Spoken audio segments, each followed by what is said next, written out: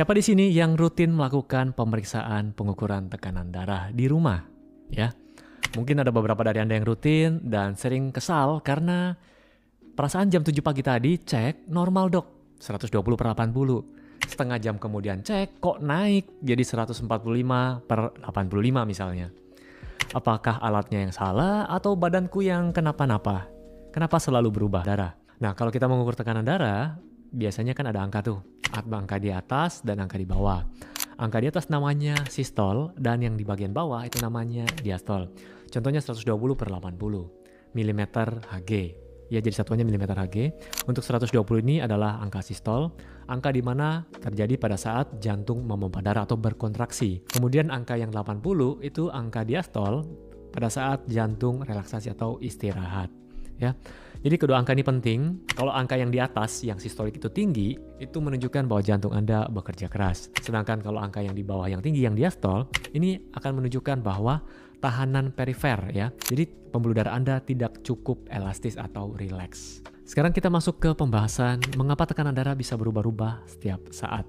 Jadi sebenarnya ini adalah hal yang normal ya. Jadi tekanan darah ini selalu berubah. Apa saja yang mempengaruhi? Yang pertama adalah ritme sirkadian atau jam biologis tubuh. Tekanan darah akan secara alami lebih rendah pada saat Anda tidur, kemudian akan mulai meningkat beberapa saat sebelum Anda bangun. Kemudian tekanan darah akan biasanya mencapai puncak di siang hari dan kemudian akan mulai menurun lagi di sore dan malam hari. Kemudian aktivitas fisik. Jadi pada saat Anda berolahraga, berjalan cepat, atau bahkan hanya berbicara dan tertawa, itu juga akan meningkatkan tekanan darah. Kenapa? Karena otot Anda akan membutuhkan lebih banyak oksigen. Jantung akan memompa lebih kuat, ya, memompa lebih cepat untuk memenuhi kebutuhan ini. Sehingga tekanan darah akan naik sementara. Lalu kemudian setelah Anda beristirahat kembali, dia akan turun kembali. Lalu stres dan emosi. Jadi ada perasaan cemas, takut, gembira, ini juga akan memicu pelepasan hormon. Seperti adrenalin contohnya. Hormon ini akan menyebabkan jantung kita berdetak lebih kencang, lebih cepat. Saat berdetak lebih cepat, tekanan darah juga akan naik ya.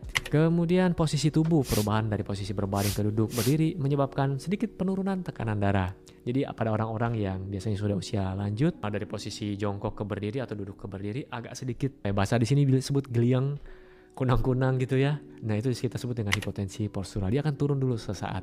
Kemudian makanan dan minuman, mengkonsumsi kafein atau teh atau apalagi yang kafein ya, coklat, minuman energi atau minuman pre-workout, makanan pre-workout, makanan tinggi garam itu dapat menyebabkan tekanan darah meningkat sementara. Kemudian merokok juga memiliki efek yang sama. Oke.